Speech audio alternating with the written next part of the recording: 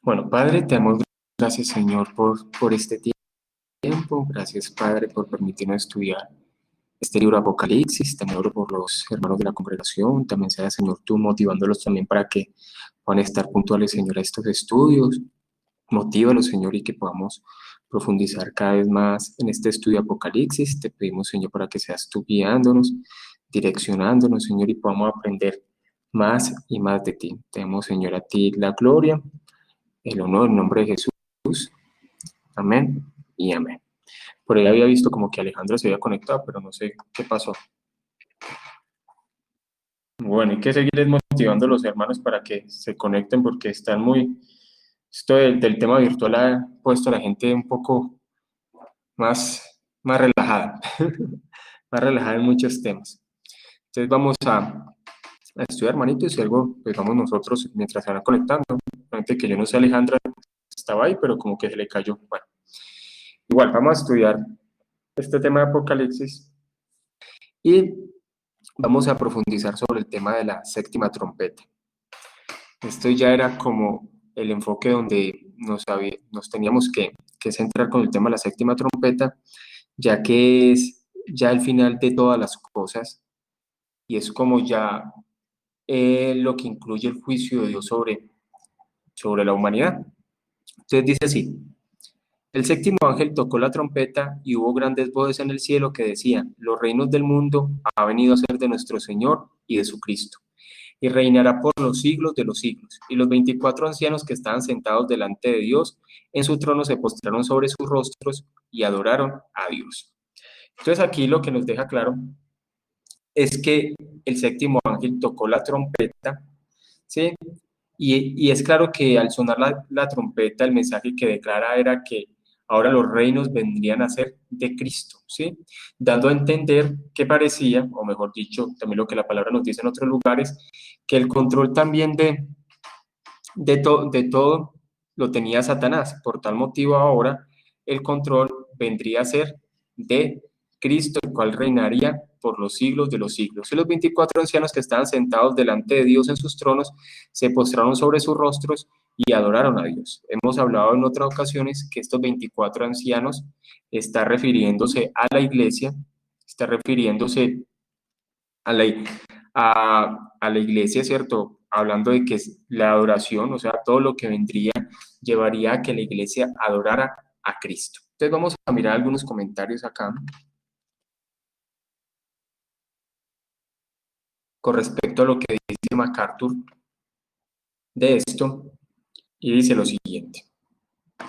Séptimo ángel tocó, dice, la séptima trompeta incluye los 7 juicios finales de las copas que se pormenorizan en el capítulo 16, así como todos los sucesos que conducen al establecimiento del reino milenario. MacArthur, como es dispensacionalista, por lo cual él deja claro que lo que está aquí haciendo es un preámbulo para el milenio.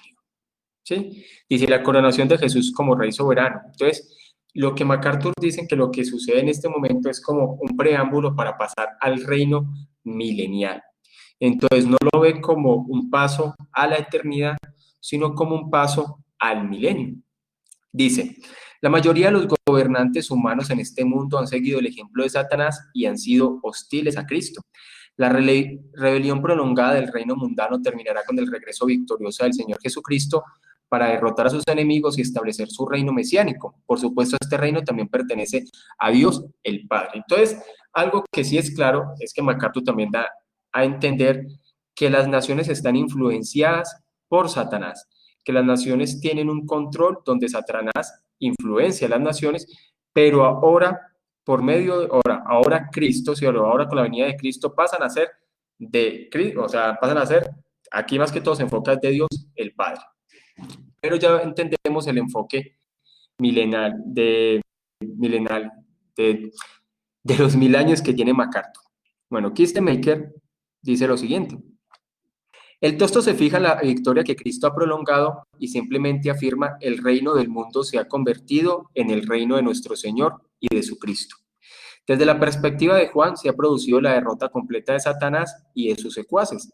Eran usurpadores del poder del mundo, ahora Cristo es el vencedor y reinará eternamente. Su dominio es un dominio eterno que no pasará y su reino jamás será destruido. Entonces aquí deja claro, y es que el enfoque que tiene esta parte acá, y es que antes pertenecía y como que Satanás tenía un control sobre el mundo, es algo claro que tenemos, pero ahora con la venida de Cristo sabemos que va a pasar a la eternidad, ahora los reinos han venido a ser parte de nuestro Señor y está hablando de todos los elegidos de todas las naciones, es como el enfoque que se da en estos versículos.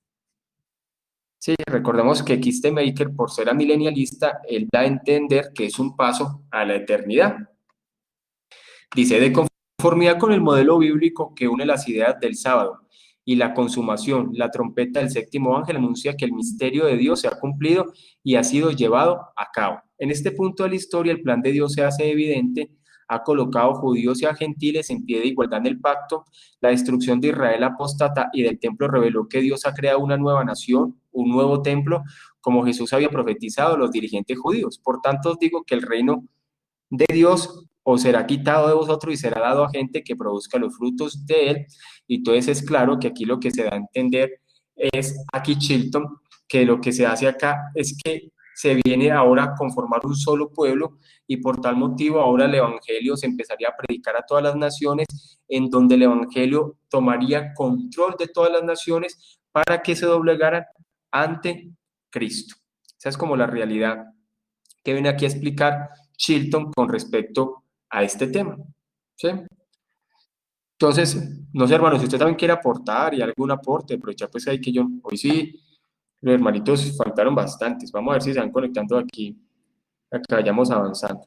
Hermanitos están relajando. Que mejor dicho, apretarlos un poquito. ¿Nadie quiere hacer algún aporte especial de este tema, hermano? Si quiere puede colocar el micrófono y vamos ahí charlando mientras tanto que vamos avanzando y vamos a ir conversando sobre este tema. ¿Sí? You are currently the only person in this conference.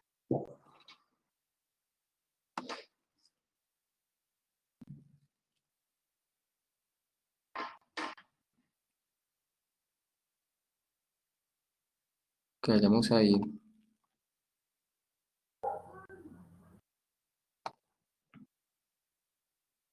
Listo, entonces vamos a ir avanzando, hermano, y vamos a ir conversando sobre este tema y más sobre el que vamos a iniciar. Dice, te damos gracias, Señor Dios Todopoderoso, el que eres y que eras y que has de venir, porque has tomado tu gran poder y has reinado. Y se airaron las naciones y tu ira ha venido y el tiempo de juzgar a los muertos y de darle el galardón a tus siervos, los profetas, a los santos y a los que temen tu nombre, a los pequeños y a los grandes, y de destruir a los que destruyen la tierra.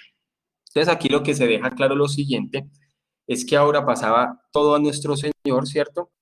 Y que el cual se ve una adoración que lo que hacen son los 24 ancianos, y estos 24 ancianos representan a la iglesia, y esta adoración lo que da a entender es que era el tiempo, y era el justo tiempo en el cual mejor dicho, se juzgara a la humanidad con el fin que se reconociera el plan soberano de Dios.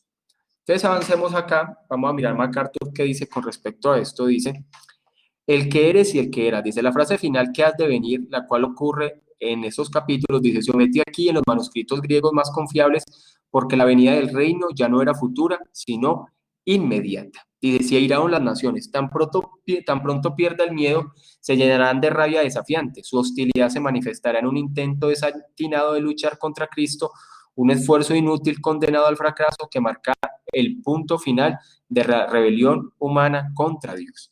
Entonces aquí vemos que las naciones, en lugar de arrepentirse ante Dios y su Cristo, lo que hacen es airarse, ante Dios. O sea, todo lo que está anunciado debería de producir arrepentimiento en las personas, pero en lugar de las personas arrepentirse, lo que hacen es airarse ante Dios y enojarse ante Dios. Por eso dice, se airaron las naciones. Y es claro que lo que se muestra acá es que el arrepentimiento es un don de Dios, y a pesar de que la humanidad vea tantas advertencias y vean tantas cosas de parte de Dios, es claro que se O sea, es claro que en lugar de arrepentirse, las personas se enojan ante Dios. Kistemaker dice la cláusula siguiente: porque has tomado tu gran poder y has comenzado a reinar. Es una afirmación de que Dios derrota a sus adversarios y asume con todo derecho su poder de gobernar sobre su creación en el cielo y en la tierra. Note que se utiliza en el verbo tomar el tiempo perfecto. Esto quiere decir que ningún poder volverá jamás a surgir contra Dios para quitarle su autoridad, como en el caso de Satanás, llamado el príncipe del mundo. ¿Sí? Entonces aquí lo que vemos es que nadie podrá volver, o sea, lo que hace acá es que Jesús toma el dominio completo de la humanidad, de la adoración que reconoce los 24 ancianos, y que esta autoridad será eterna, y que esta autoridad se le quitó al príncipe del mundo, que es Satanás. Hermano, ¿tiene algo para compartir? No, no, señor, por ahora. Solamente aprendiendo y escuchando. Pues le quería comentar de la iglesia de Bogotá. En este momento, pues ya hace varios domingos se empezó a predicar sobre Apocalipsis. Sí. Inclusive va en el capítulo 10 del versículo 1 al 11. Ya el Bueno. otro domingo seguirá el 12 no sé si el pastor quiera que le comparta las prédicas, son muy de acuerdo a lo que estamos viendo. Sí, claro, hermano, sería bueno. Sí, sí. ¿Y lo están predicando los domingos o los miércoles? Ellos también tienen estudios en la... No, así en directo no, son pregrabadas, pero sí, por ejemplo, el domingo pasado yo estuve un momentico en la clase, no me desconecté, pero en la clase de teología de escuela dominical no estuve todo el tiempo porque empezamos a hacer como unas preguntas de reflexión con respecto a lo que dice el sermón y pues aclarar dudas como creyentes, como el cuerpo de la iglesia. Ya. O sea, nada más lo hacen el domingo y ya. Sí, señor. Sí, solamente el domingo. Sí, sí. O sea, por eso le digo que se las puedo compartir porque son pregrabadas y van por YouTube. Bueno, hermano, sí, sí. Me las comparten, claro que sí, hermano.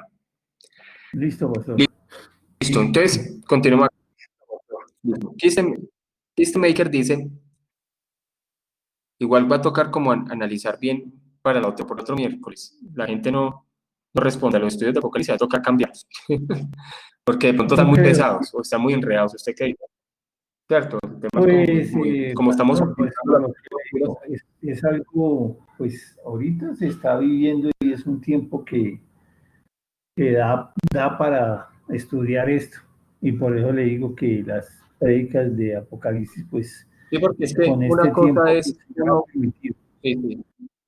Porque es que una cosa es uno tomar el tema de Apocalipsis y volverlo un sermón. Otra cosa es hacer un estudio. Lo que pasa es que pronto estamos haciendo un estudio Exacto. muy complicado y eso puede ser. Igual esperemos a ver de aquí a dentro de 8 días y algo. Estamos orando y miramos a ver entonces.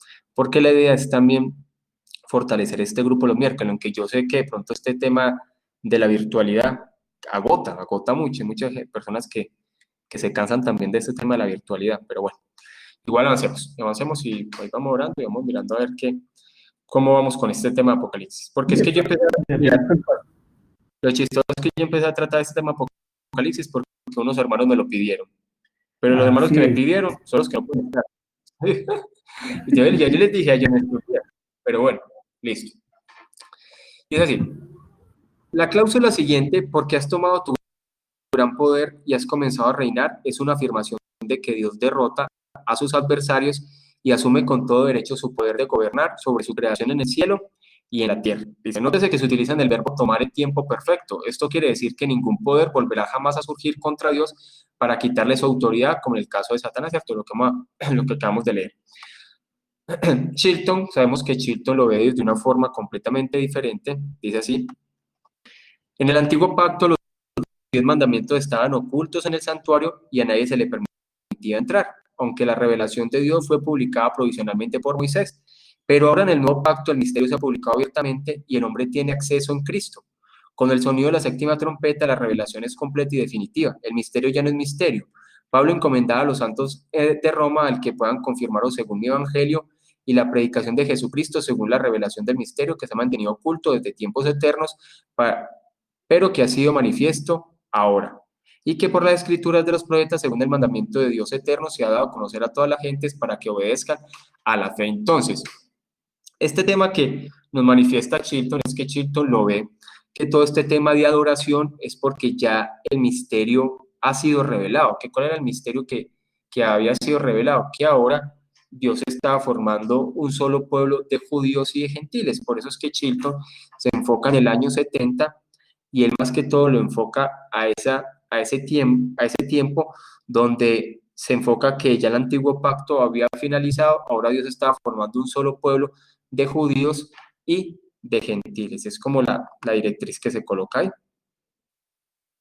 Dice el versículo 19, para terminar esta parte, para entrar a otra que es espectacular, y dice, y el templo de Dios fue abierto en el cielo, y el arca de su pacto se veía en el templo, y hubo relámpagos, voces, truenos, un terremoto y grande granizo. Entonces se ve que se vive como algo como sorprendente, de relámpagos, de trueno, de terremoto, de granizo, el cual da a entender también que todo lo que se había dispuesto estaba a punto por cumplir, o mejor dicho, el juicio de Dios se cumpliría o estaba por cumplirse, y hubo relámpagos, voces, truenos, un terremoto y grande granizo. ¿Listo? Pastor, pero esto Ahora, MacArthur, ¿qué dice? es simbólico, pero esos relámpagos, truenos, terremoto, eso puede ser literal. Sí, claro, es simbólico, pero recordemos también que cuando Israel se paró al frente del monte Sinaí, sabemos que también la forma como se manifestó Dios ante el pueblo fue de esa forma aterradora, hablando de su juicio. Y por lo general Apocalipsis tiene mucho simbolismo del Antiguo Testamento. Y es lo que vemos aquí, ¿cierto? Y lo que da a entender ahí es una imagen que lleva mucho al Antiguo Testamento y da a entender la forma de que lo que venía era un juicio aterrador por aquellas personas que no se sometieron a Cristo. ¿Sí? Entonces dice, donde Dios mora, dice el lugar santísimo celestial, donde Dios mora en gloria trascendente, ya había sido identificado como su trono. Juan había visto el trono, el altar y aquí el lugar santísimo. Es claro que lo que Juan está escribiendo es muy semejante a cómo es el tabernáculo, o cómo fue construido el tabernáculo, cómo fue construido el templo, donde estaba el lugar santo y el lugar santísimo, y lo que vemos acá es que Juan empieza a describir como el lugar donde está la presencia de Dios. Por eso se habla del arca del pacto, dice. Este artefacto que se mantenía en el tabernáculo y en el templo del Antiguo Testamento simbolizaba la presencia de Dios, así como su expiación y su pacto con su pueblo. Ese arca terrenal solo fue una representación del celestial. Allí Dios suministró misericordia y expiación por el pecado, y así como el lugar santísimo terrenal fue abierto tan pronto se pagó el precio del pecado, el lugar santísimo en el cielo también es abierto en cumplimiento del nuevo pacto de la salvación de Dios y de su propósito redentor en medio de juicio divino. Hablando de entender que esa arca, ¿cierto? Esa arca de pacto lo que tipificaba era la presencia de Dios. Y MacArthur lo que da a entender aquí es que toda esta séptima trompeta lo que muestra es como un acceso a la presencia de Dios para un milenio que él tiene presente, ¿cierto? Recordemos que MacArthur en la parte dispensacional la ha establecido pues de una forma muy fuerte, pues casi en toda Latinoamérica y en Estados Unidos. Dice Kistemaker, aunque el arca y las tablas de piedra las destruyeron los babilonios cuando se apoderaron de Jerusalén el 14 de agosto de 586, la práctica de observar la ley permaneció intacta.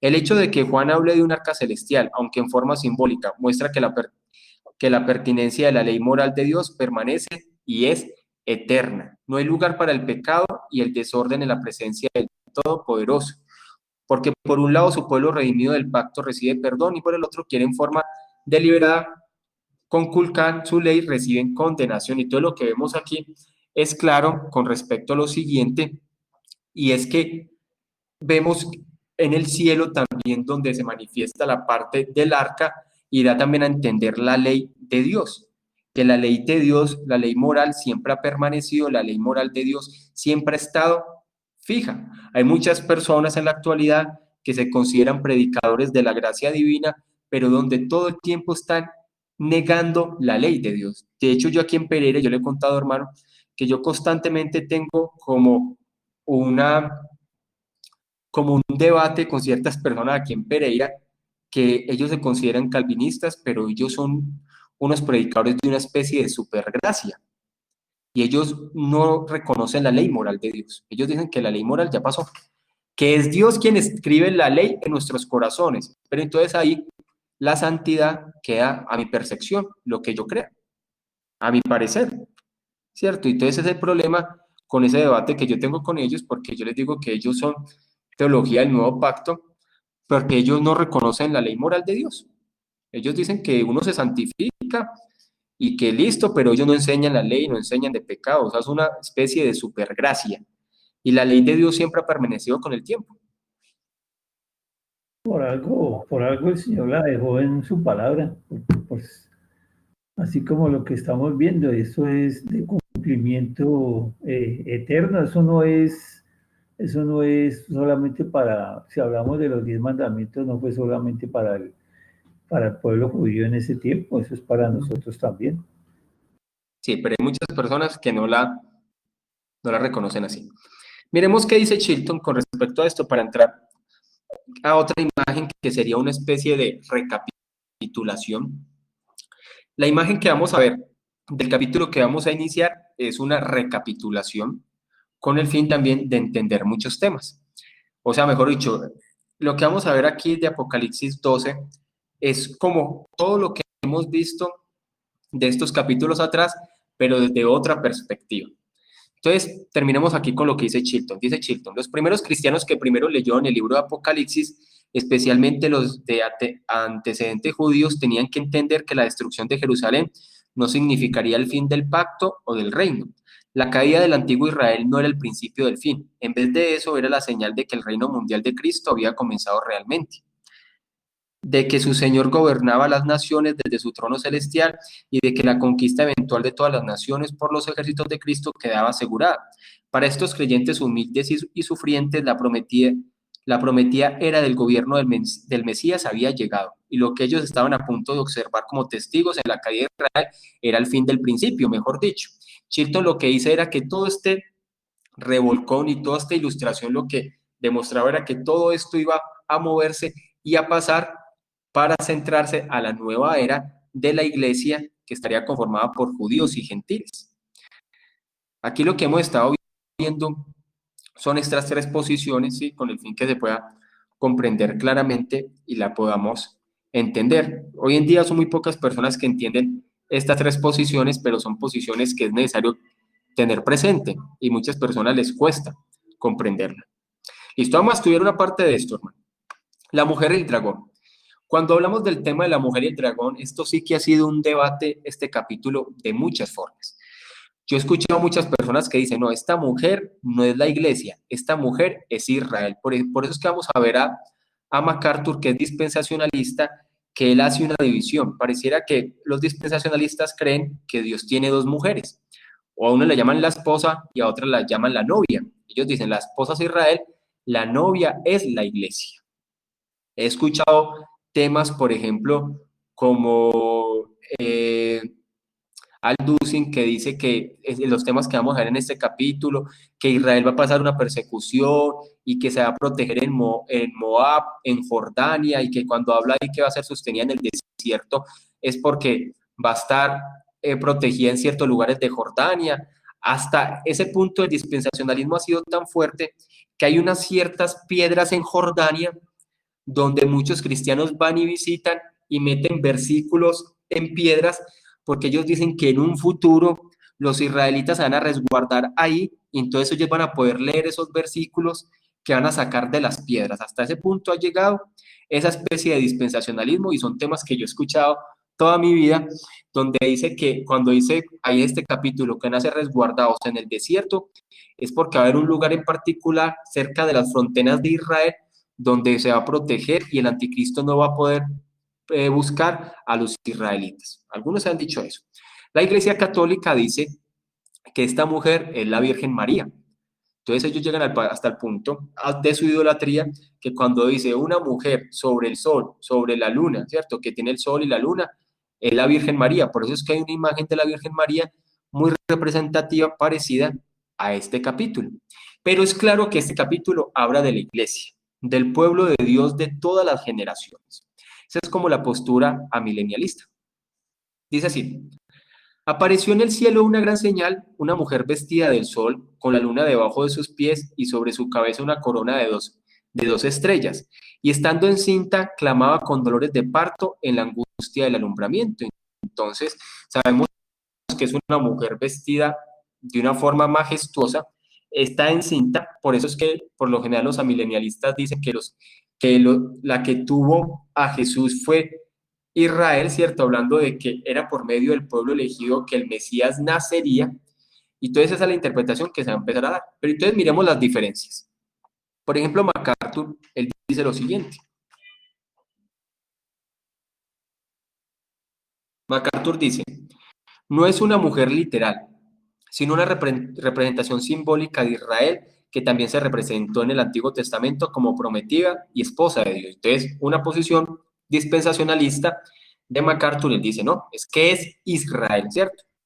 Dice, en Apocalipsis aparecen otras tres mujeres simbólicas: Jezabel, quien representa el paganismo, la mujer vestida de púrpura y escarlata, que simboliza la iglesia apóstata, y la esposa del Cordero, que es el símbolo de la iglesia verdadera. Entonces, en la posición de MacArthur hay una gran diferencia entre la esposa y la novia, ¿sí? O entre la esposa del Cordero y la prometida. Dice, vestida del sol, la luna debajo de sus pies, corona de dos estrellas. Dice, el hecho de que esté vestida del sol alude a la gloria, la dignidad y la posición exaltada de Israel, el pueblo de la promesa que será salvo y recibirá de Dios un reino. Entonces, para MacArthur, esta mujer es Israel. Kistemaker tiene una posición completamente diferente. Él dice, todavía otros ven que Satanás ataca al pueblo del pacto de Dios desde el momento de la caída hasta la consumación. De modo que la mujer a la que ataca representa la comunidad del pacto, tanto en la época del Antiguo como en el Nuevo Testamento. Entonces, para Kistemaker, esta mujer no es Israel, ni tampoco solamente la iglesia, sino son todos los elegidos, tanto en el Antiguo Testamento como en el Nuevo Testamento, dice. Los pueblos de esas dos épocas demuestran unidad al llamarle madre. Dio a luz al Mesías, porque representa el linaje humano de Cristo que incorpora a los cristianos gentiles del nuevo pacto. Los hijos de la mujer, sugiere Juan, son los que cumplían los mandamientos de Dios y eran fieles al testimonio de Jesús. Juan enseña la unidad del pueblo de Dios. Entonces, para una milenialista es una posición, porque esto, para los amilenialistas, esta es como una especie de recapitulación. Esta ilustración vista desde un aspecto espiritual. Hemos visto muchas cosas de los sucesos de la redención desde la venida de Cristo hasta el regreso de Cristo desde un aspecto, ahora lo estamos viendo desde otro aspecto. Ahora, Chilton lo ve diferente. Chilton lo ve así.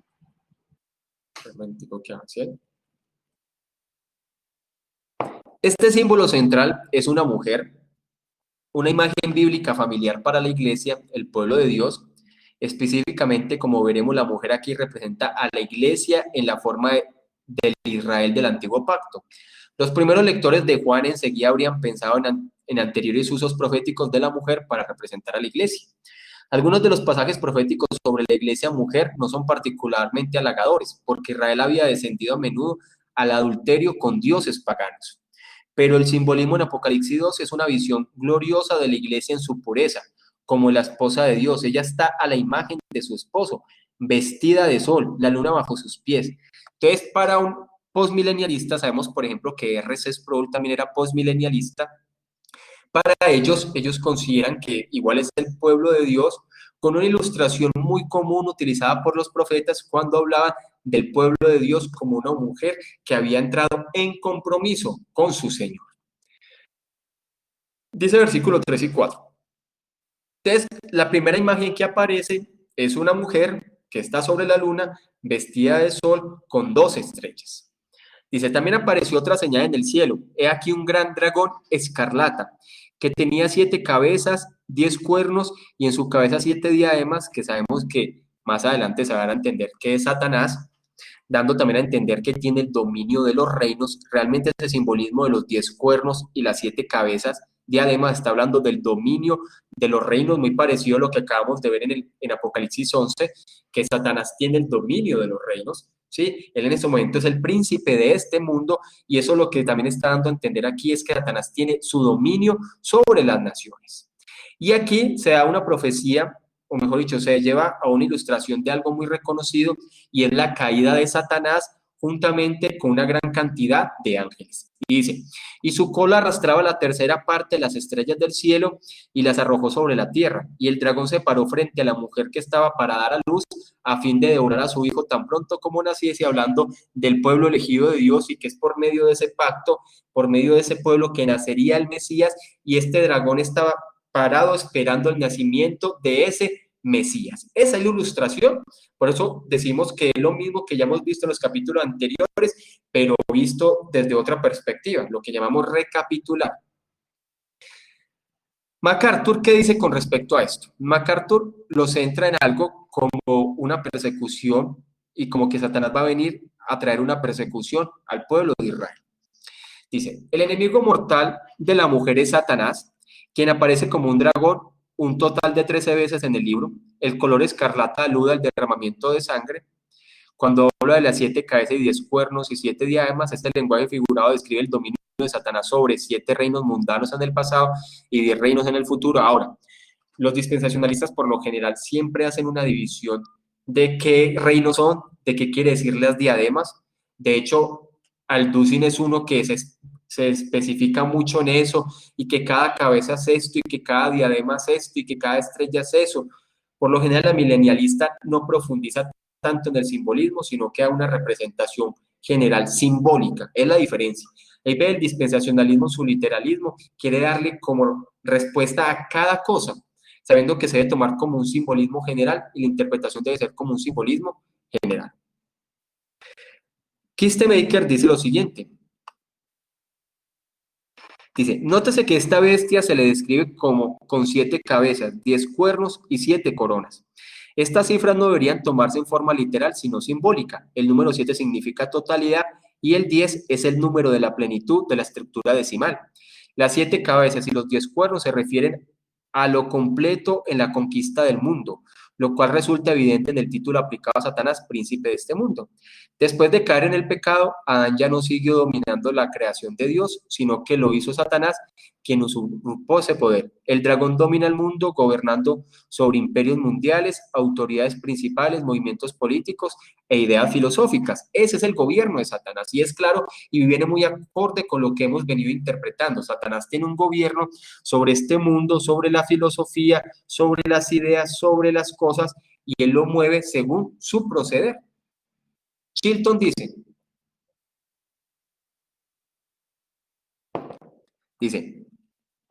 Juan ve otra señal en el cielo, un gran dragón escarlata, como explica en el versículo 9. El dragón no es otro que la serpiente antigua, que se llama Diablo y Satanás, el enemigo de Dios y de su pueblo. Juan lo revela como el poder detrás de los tronos imperiales del mundo antiguo que perseguían a la iglesia, porque como los 4 imperios bestias de la profecía de Daniel, el dragón tiene 7 cabezas y 10 cuernos. ¿Sí? Las bestias de Daniel tenían 7 cabezas en total, y la cuarta bestia tenía 10 cuernos. Entonces, lo que muestra Chilton ahí, resumiendo, es que Roma era como el final de todos estas bestias, y por tal motivo lo que tipificaba también era el gobierno, como la manifestación de todas estas bestias, o la mezcla de todas estas bestias, de acuerdo a la profecía de Daniel, que va muy de acuerdo, ¿cierto? Que la última bestia, que por lo general es Roma, lo que se ha estudiado proféticamente, es la mezcla de todas estas bestias anteriores. Entonces, sigamos acá. Dice así. Y ella dio a luz un hijo varón, que regirá con vara de hierro a todas las naciones, y su hijo fue arrebatado para Dios y para su trono. Y la mujer huyó al desierto, donde tiene lugar preparado por Dios para que allí la sustenten por 1260 días. Este número, 1260 días, o 3 años y medio, o 42 meses, por lo general tipifica lo mismo. Entonces, las tres posiciones dejan claro que este hijo varón es Jesús. Solamente que MacArthur dicen que él es el que va a regir en el milenio, y la milenialista dice que él ya está reinando y él dirige los sucesos de la historia, a pesar de que Satanás esté con un dominio limitado en este mundo. Y cuando dice que fue arrebatado para Dios y para su trono, está hablando también de la ascensión, y que en este momento nuestro Señor Jesús reina, pero este niño o este hijo varón nació por medio de los elegidos, por medio del pueblo de pacto. Y este es claro, esto tiene este punto de que la mujer huyó al desierto, donde tiene lugar preparado por Dios para que allí la sustenten por 1260 días. Está hablando para un dispensacionalista de lo que ya le había explicado, que pareciera como que Israel va a ser protegida en el desierto literalmente, mientras que una milenialista dice que está hablando de la época desde la ascensión de Cristo hasta la venida de nuestro Señor, donde la iglesia pasa por diferentes circunstancias, diferentes tribulaciones, diferentes cosas, pero es sustentada, ¿sí? Es sustentada y es protegida. Entonces, miremos, aquí para que vayamos avanzando y mirando esta parte. Dice, un hijo varón. Jesucristo en su encarnación fue de origen judío, a pesar de los esfuerzos del diablo para destruir a Israel. Y el linaje mesiánico, el nacimiento de Jesús tuvo lugar tal como había sido pronosticado por los profetas. Cuando dice vara de hierro, describe la coronación de Jesús como rey sobre las naciones del mundo. Entonces, MacArthur está de acuerdo con esto de que es el Señor Jesús. Kistemaker también da lo mismo. Dice así: por medio del anticristo, Satanás dirige su furia primordialmente contra el Cristo, al que trata de eliminar y cuyo lugar quiere usurpar. Antes del nacimiento del Mesías, el diablo había tratado de destruir el linaje de creyentes del cual nacería Jesús, pero fracasó. Es lo que la imagen quiere dar a entender del pueblo del Antiguo Testamento. Luego atacó a Jesús, pero se dio cuenta de que también este ataque acabó en fracaso.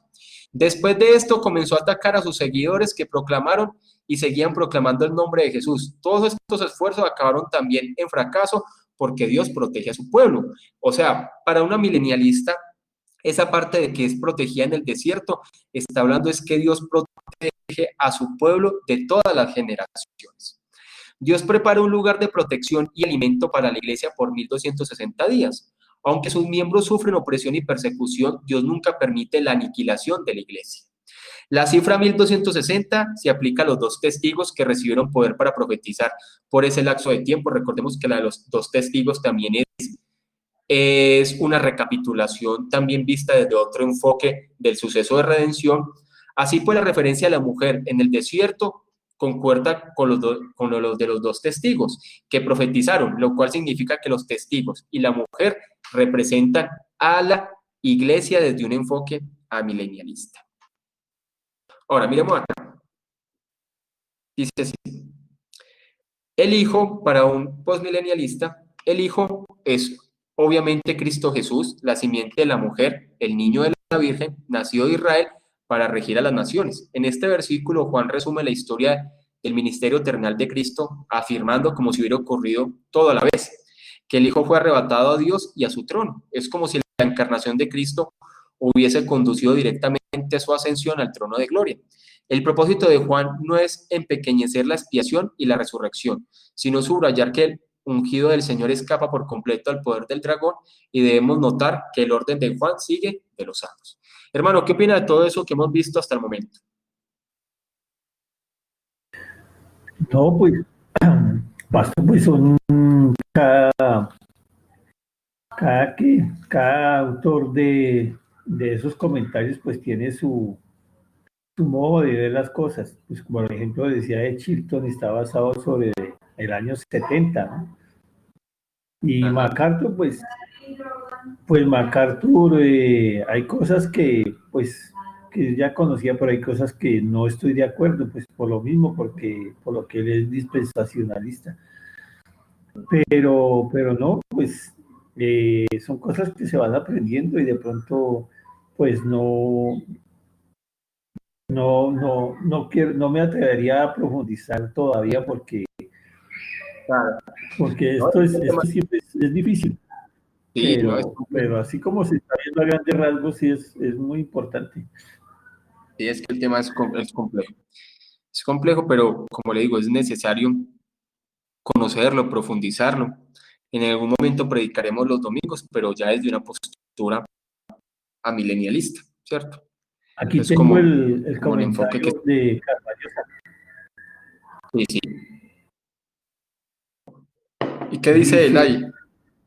Dice, lo que dice de la mujer huyó al desierto, dice una vez más el exégeta confronta la pregunta, ¿quién es la mujer que huyó al desierto? Por supuesto que es la misma de Apocalipsis 12:1, es la misma que da al mundo el Mesías. Hay quienes afirman categóricamente que es la iglesia cuerpo de Cristo, pero si la mujer es la iglesia cuerpo de Cristo, debe entenderse que en ella está la totalidad de los cristianos. Siendo así, entonces, es necesario explicar quiénes son aquellos mencionados en Apocalipsis 12 y 17 y que se describen como el resto de la descendencia de ella.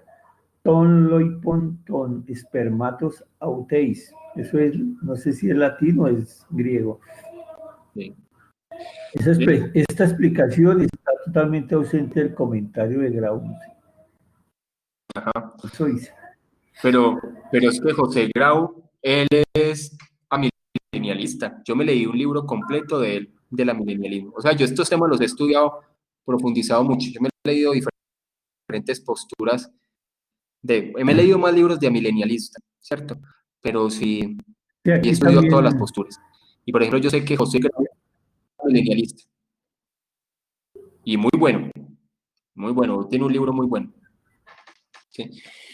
Dice así, después hubo una gran batalla en el cielo, Miguel y sus ángeles luchaban al dragón y luchaba el dragón y sus ángeles, pero no prevalecieron, ni se halló ya lugar para ellos en el cielo. O sea, este enfoque, que es una recapitulación del todo el plan de redención, se muestra un enfoque más que todo espiritual, de que durante la historia de la redención, aparte de que estamos viviendo algo físico, también en la parte espiritual hay una batalla, hay una lucha constante.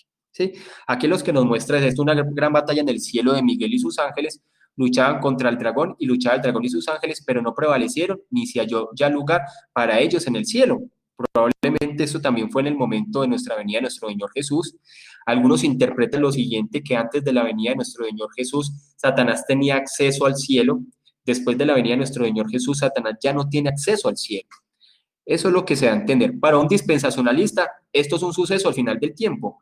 Y el dispensacionalista todavía cree que Satanás tiene acceso al cielo y que es después de la venida del Señor Jesús que ya no se le permite entrar al cielo.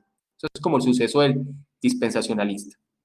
Vamos a ir a estos versículos. Yo creo que con estos vamos a finalizar así. Dice, hubo una gran batalla en el cielo. Los acontecimientos tumultuosos que suceden en la tierra durante la tribulación tienen su paralelo en el cielo. Desde la caída de Satanás, el universo ha tenido un estado de guerra permanente. Algo intensificará esa guerra, quizás el paso de los santos arrebatados por el dominio del príncipe de la potestad del aire. A pesar de que MacArthur dice algo que es muy cierto para una milenialista, que en el suceso de redención ha existido una lucha constante espiritual, pero él más que todo la marca al final de los tiempos. Miremos para una milenialista cómo sería esto. Dice, y no prevalecieron, y ya no se encontró más un lugar en el cielo para ellos. Satanás y sus secuaces tuvieron que reconocer el triunfo de Jesús y su propia derrota cuando el Señor ascendió al trono.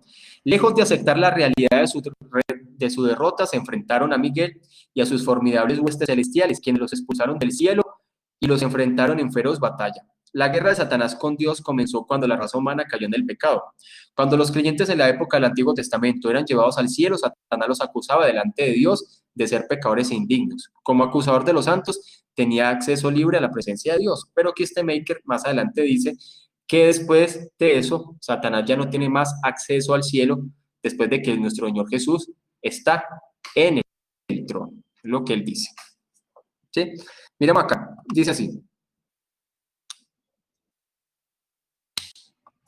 Dice, para comenzar debemos notar que la Guerra Santa se inicia no por el dragón, sino por Miguel y sus ángeles.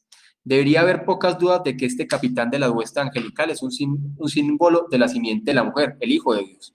Para Chilton, Miguel es como un simbolismo de Cristo, ¿cierto? Representado ahora no como niño, sino como Miguel, el gran guerrero protector que dirige los ejércitos del cielo en batalla contra los demonios. El simbolismo de Juan no es casual, es intencional y muy preciso. Decidió cuidadosamente revelar a Cristo en términos de las específicas connotaciones bíblicas asociadas con Miguel.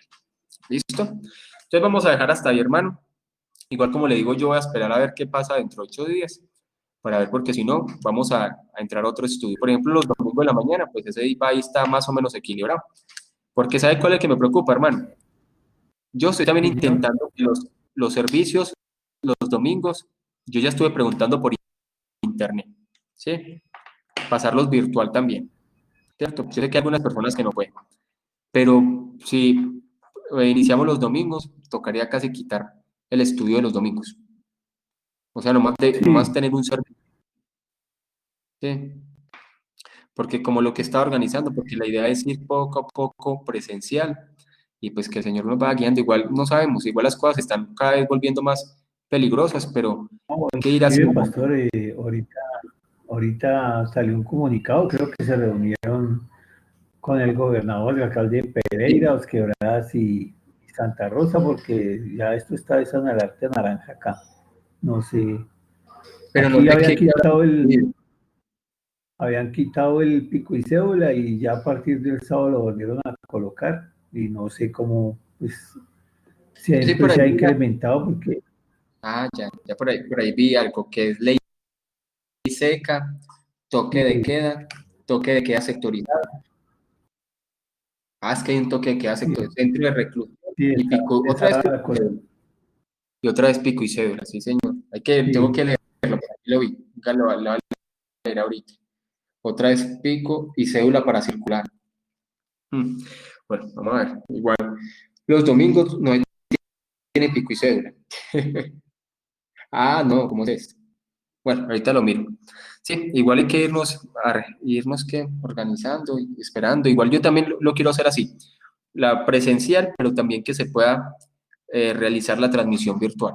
Ahí estaba mirando por el internet, imagino que si tienen internet puede realizar la transmisión virtual y sería mejor, ¿cierto, hermano? Y sí, sí, señor. seguir Pues trabajando a esto. mí, pues me gustaría por lo que le comenté y Claro, el tema claro. ahorita de Ruth, de Esther, está muy bueno. Inclusive ayer estaba haciendo aquí, lijando unas frutas, a ver si las pintamos y las vendemos. Y me puse a ver otra película de Esther, ya pues no con la que el pastor envió, sino otra. Y ya pues como hemos visto, estamos viendo el libro, pues me gustó y pues es más acorde, pues no muestran lo terrorífico que fue Asuero, porque no muestran sino lo que es el centro, todo basado sobre Esther y Sí, sobre Mardoqueo, pero muy buena. ok. Sí, vamos a ver entonces cómo se van dando todas estas cosas, hermano. Vamos poco a poco a ver cómo se va organizando todo eso. Listo, hermano, entonces vamos a Listo, orar, pastor. que Dios sea dirigiéndonos. Bueno, Padre, te damos gracias, Señor, por este tiempo, gracias por el hermanito Juan, que nos pudimos, Señor, reunir con él, gracias, Señor, por tu dirección, por guiarnos. Hoy te pido, Señor, también para que seas tú fortaleciéndola a él, la manita Marta, mira, Señor, esta cirugía que ella tiene, Señor, esa enfermedad, Señor, que ella tiene, te pido para que seas tú teniendo misericordia de ella, Señor, y de ellos, y seas, Señor, tú guiándolos en medio de todas las situaciones, Señor, también que ellos viven. Ayúdalo, Señor, y fortalécelo. Gracias, Señor, por este tiempo. Te pedimos, Señor, para que seas tú también fortaleciendo estos tiempos. Dame sabiduría, Padre, si debo seguir con Apocalipsis o debo hacer un cambio también para fortalecer estos tiempos virtuales. Motiva también a los hermanos. En el nombre de Jesús. Amén y amén. Listo, hermanito Juan. Muchas gracias por todo. Amén, amén. Usted muy No, amable. Saludos a su esposa. gracias, claro que sí, hermanito.